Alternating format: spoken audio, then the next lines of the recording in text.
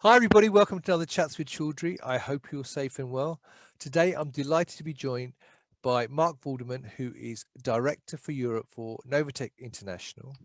And today we are going to be talking about the role of vertical applications in pharma manufacturing. And this is actually a subject that Marc covered recently in a white paper he produced called Doing Digital or Being Digital? That's the question. So, Marc, my friend, it's lovely to see you. How are you? I'm doing very well, Richard. We're living in some business-wise some interesting times. So I hope next time we meet, we don't have to wear these things and we can shake each other's hands. Thank you very much. Well, yeah, exactly. Because the last time you and I saw each other, I think, was in Frankfurt for Pharma Labs. No. It's CPHI. CPH. Oh, yeah, it was CPH. It was after that. Yeah, actually. So I've seen you so many times before lockdown. I couldn't remember when it was. In fact, I saw you nearly every month at one show or another before lockdown. Yeah, absolutely. As I said, it's business-wise strange times. I haven't been, sitting behind the same walls for so long. Exactly. So, yeah, where are you calling in from today? I'm calling in from Eindhoven, the Netherlands. Excellent. Well, I hope the sun's shining because it's certainly shining here in Surrey today. So I hope the sun's shining where you are. We're waiting for thunder. Oh, yeah. All right. Well, hopefully this conversation will brighten your day up regardless.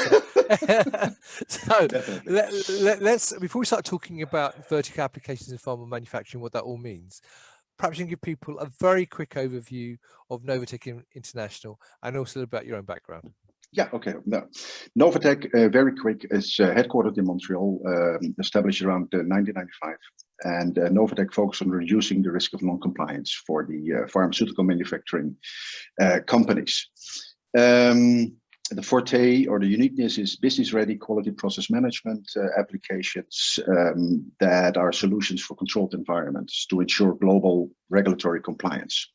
Yeah, just a tech abbreviation, GAM5 category 4 type of applications. Right. Our main areas of expertise is contamination control, quality execution limbs, and quality systems management.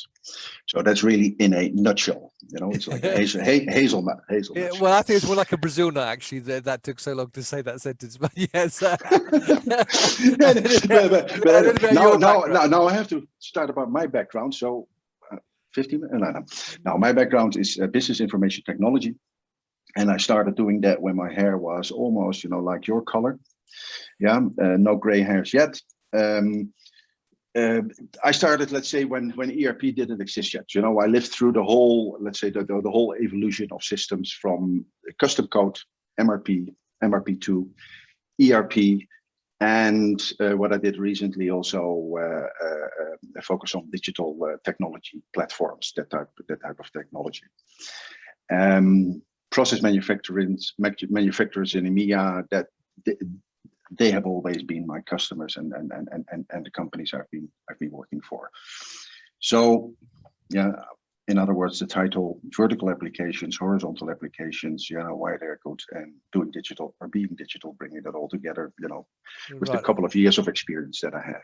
Cool, excellent. Well, let's talk about that then. So, obviously, you've done this white paper, Correct. called Doing Digital, Being Digital. That's the question.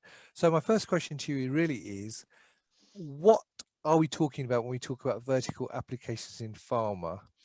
And can you tell viewers, what do you mean by vertical application and horizontal applications? And what are the differences between the two? Absolutely. So it's definitely not specific for pharma. Yeah, it's Novatek. We work in the pharmaceutical industry. So when people start reading the white paper at the end, I'll narrow it down for the pharmaceutical industry, but it's not exclusively for the pharmaceutical industry. If you look at horizontal applications, and it's like, the definition is more, it's more for corporations, yeah, especially at the time when the ERP systems came out, or it was. I'll just ask you, what is an ERP system? Sorry, you used sorry, enterprise. Yeah, I'll get to that. I'll get to that. Enterprise resource planning. But let's say the horizontal application, the larger systems like ERP. Yeah, in the early days it was just for the larger corporations, and they would focus on multi-operational processes. I get into the detail of that as well. Vertical ones, of course, when this is horizontal and this is vertical, are more domain specific, very domain specific, with and the primary focus is, let's say, single operational processes. I was just eating a nut before, excuse me. So going back to your question, what is ERP? If you look at ERP systems, they are really built for, they are master in logistics processes. Although also there you have verticals. We're not going to talk about it. Warehouse management, manufacturing as in routing and bill of material for production control, order management, and financials. In my time, when we brought out the first ERP systems, available to promise was one of the magic words where we did all of the ROI calculations on it. I'll leave that aside, not having the time to go in there. And as you know, when we start talking, I even don't notice that 50 minutes are gone by so fast. But ERP are not the only horizontal systems. You also have LIMS, laboratory information management systems. These are old systems as well. Not that they're all old, but they have a long history, going back in when the first ones came out, and they are originally, let's say, modeled around chemical lab processes. Where the main focus is storage of sample data. Where you have the samples and you have all of the sample data, and at the end they bring out what they call a certificate of analysis. What we shouldn't get into, and I definitely also don't know anything, there's no competition between horizontal and vertical. So they work together. Whereby the verticals, solve solutions in my view, in a better way than horizontals can do. We get to do that. So I'm talking about the verticals. We talk about the vertical expedition, also about optimization, increased efficiency. And in our specific domain, quality management, pharmaceutical manufacturing companies, it's all about risk mitigation and regulatory compliance, right. So to say. So applications, that ERP applications have never been, and also LIMS have never been brought to market to deal with highly regulated processes, right, such as quality regulations. That's very much a focus, and that's the vertical aspect that I'm talking about, especially for the pharmaceutical manufacturing industry. Since the introduction of ERP systems, these or LIMS systems, as horizontal business applications, and nobody thought, by the way, about making a differentiation between horizontal and between vertical. I've been talking about for about 10 years, but that's probably my problem. But it's to make that change, and these systems became more or less the backbone of these enterprises. But with that. And in that time, absolutely fantastic, state of the art. Everyone was doing it. Everyone had to do it. And a lot of positives there. I've seen it as well. But over time, these backbone systems more or less lock businesses into proprietary technology. And especially into a siloed data structure that came with it. Where now, if you take a step forward, and especially let's say for the last 10 years, but you probably can say for the last 20 or 30 years, the world around us is changing faster than ever. Sure. But also regulations change as well. Just recently, Annex 1, they just updated the Annex 1, one of the main regulations here active in Europe with 40 plus pages. I think it went from 15 to 50 plus. Now imagine that you have everything organized by this huge horizontal system. The time and cost to update the horizontal application to comply to these new regulations. I mean, that's a hell of a job. Where these vertical business applications are almost done through answering your questions, because there's a lot behind it. But these vertical applications are written for a specific industry domain segment. Those who have developed it, these systems like Novatek, but there are also other ones on the market here. We are definitely not exclusive there. They have studied the requirements of the end users in every detail. And these applications, these vertical applications, are therefore in line with the exact needs of the end users.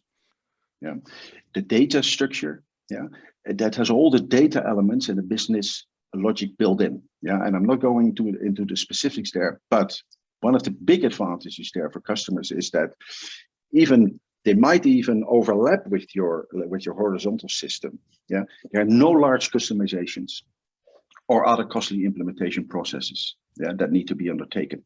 Furthermore, yeah, the built-in processes are easy to understand, quickly to implement, because they're made for the end users. Yeah, it's cumulative experience that we brought back in, the experience from the end users to constantly update them, making them very effective, time-saving, and cost-efficient. So when you talk about sort of vertical applications, then my thought comes to mind that obviously you have various stakeholders then in that vertical process that you need to speak to make them understand how the process works. Please repeat the question. There was just a hiccup in the no, sorry, I was saying that obviously if it's vertical, then you've got different levels of stakeholders that you need to speak to make them understand the process so that they can integrate it fully into what they do. Correct? They're not all just scientists then. They will be IT people, there'll be different people all in the different processes. Definitely. You see where the horizontal is more or less, when you talk about, from income goods all the way to, to the financial system and everything that's in between, there's a hell of a lot of organizations or departments are involved. Our focus is mainly, let's say, quality operations and IT, definitely not the scientists. Yeah, it's quality operations. Right, okay. From quality control to quality management, quality assurance, and IT. IT is always involved. Sure. As to how can companies integrate these applications into their existing strategies then? It's a good question. It's a very long question to answer, and try to make it short and swift. But let me answer the question with a question. Is more or less what you already announced. Is doing digital being digital? That's the question. Yeah, that's the real question for these companies if they want to integrate it into their strategies. Yeah, do they integrate it into their strategies? Let's stay with the doing digital being digital. If you we're not going to talk about digitization here and all of that, that item that is being discussed widely. I mean, go Google and you find hundreds of them. Doing digital, being digital, there's a distinct difference between it. Yeah? First, we were all analog, meaning all of the operations, they were not connected with each other. They were connected with, let's say, paper processes, and everything in detail was held on paper. Yeah? So when you talk about doing business, and you can translate it in various ways, but using it in this example, it's like, okay, I go out and automates parts of these processes, and I'm doing digital. So what I'm meaning with doing digital is I'm going to give operational help on what happened and why did it happen in one sense. So they're a little bit connected, but they're not really interconnected. Being digital, if you talk about being digital, that is where you really have, let's say, strategy, tactics, and operations all interconnected with each other. Or in other words, you're really, what is the best way? Is you're really using the capabilities of your digital application or of your application, yeah, to what is it? To automate your processes. You don't go the other way around. Yeah. So it's really being digital from the angle of I'm going to use the digital capabilities of that application, yeah, that application comes with, and especially these type of business-ready vertical applications that Novatek brings to market. Right. If you, let's say, doing digital, if you try to simulate doing digital for being digital, then I talk about a lipstick solution. It's like, okay, I have this horizontal application. Somebody wants to do something very specific with it that's not really meant for me. Put some lipstick on it from the outside. It looks good, to use that that comparison. Yeah, but it's not really, performing. It works. But we're not going to talk about the efficiency of it, the cost of it, and all of the maintenance that you need to do it. Or the other expression is used, I'm not trying to hammer a triangle into a square. Right. Yeah. And when you do business, being digital, full use of the application digital capabilities without compromising best business practices. Yeah. But this requires internal change, rethinking, yeah, instead of living with old paradigms and beliefs, yeah, blocking the road to true digitalization. Call it that way. Right. Okay. So, looking over the last 12 months, obviously, the pandemic has had an impact on a lot of companies in terms of looking at their digital strategies and what they're doing going forward. So how do you see digital integration developing in the future? Well, one thing is for sure, of course, these companies that have been optimizing, let's say, their digital capabilities, and I'm not talking about the verticals or horizontals, but I'm talking now. Of course, they had an advantage in COVID. They were in this period, yeah, they were really ready, to have people working from home and all of that stuff. But that's not really, what I'm focusing about. How do I see digital integration develop in the future? It's not about digital integration. It's more about organization and having the right skill set in the company. Yeah, people can talk about digitization and digitalization for hours, for days, for weeks, but at the end, if your organization, yeah, isn't ready for it and you don't have the right skills, it doesn't bring you a lot further, because data is not unique or rare, to say it in a substitute exists, and by itself data is unlikely to be really valuable. So without organization and having the right skills, there's not a lot of value that you get out of data. So having the right skills, let me just use a simple example. Yeah, just try to understand the difference between data analysis and data science.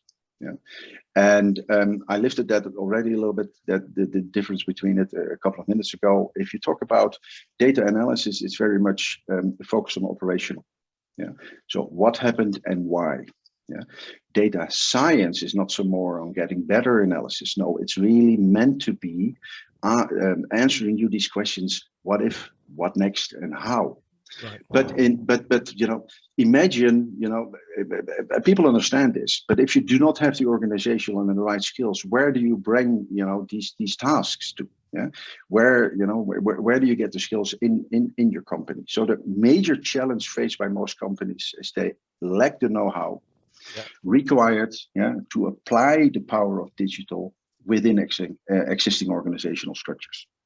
Yeah, and to wrap this up, is that the road to true digitalization, yeah, is really hampered by data availability, data quality, data governance. Asking people, to share their data between departments, almost like, asking them to share their toothbrush. That's at least the reaction that we have of that. Yeah? And what about siloed business application and data structures? Yeah. So on top of that, I mean, there's a lot of work out there, and it doesn't have to do with data, yeah, organizational and skills and understanding, what it really means to you and what you want to do with it in business perspective.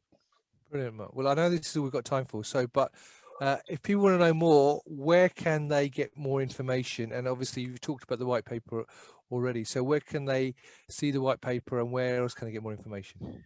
The white paper will be published, and for sure it will be in the link underneath of the video where it is published, is on our website, which is www.ntint.com. Yeah, so it will be the white paper and of course the video as well. Yeah, that's for sure. But yeah, and the white paper is really built, let's say, in 3 chapters. Yeah, so digitization a bit, then horizontal versus vertical, better explained, more text and with some Q&A as well as there. And on the bottom, and the last chapter is really, what are the real benefits, also the monetary benefits. Yeah, so there are some ROI examples, etc., etc. Brilliant. All right. Well, Mark, as always, it's a joy to see you, and hopefully we can catch up either at ILMAC or CPHI or Pharma Lab or a PDA event, or maybe one of those events, hopefully, which maybe will be live in the last quarter of this year. We'll see. And if not, hopefully we can catch up next year. So thank you very much for your time. Thank you for sharing your views about it. It's an interesting topic. It's obviously a huge topic, as you said, huge but topic, it is yes. very much a topic of the moment as companies now are looking towards the future and how they can sort of maximize this new world that we're living in. So thank you very much for that. Viewers, I hope you found that interesting. If you'd like to know more, as Mark quite rightly said, the link to the actual white paper is above the video, as will be the link to the Novatek website. You can also leave questions and comments for Mark below the video, and you can message him directly on LinkedIn, as he's an active LinkedIn user as well. So there's lots of ways to find out more information, and it'd be great to get your views, whether you agree with Mark or disagree with Mark. You know, what do you think about his views on integration applications versus horizontal applications? So great to have your views. Mark, it's a joy as always. I'll catch you with you soon, my friend. It's lovely to see you again. Great. And Rizwan, thank you very much. Thank you very much for your time. And it was enjoyable. Too short anyway. and thank you everyone for watching. And as always, stay well and stay safe until next time. Take care. Bye-bye. Bye-bye.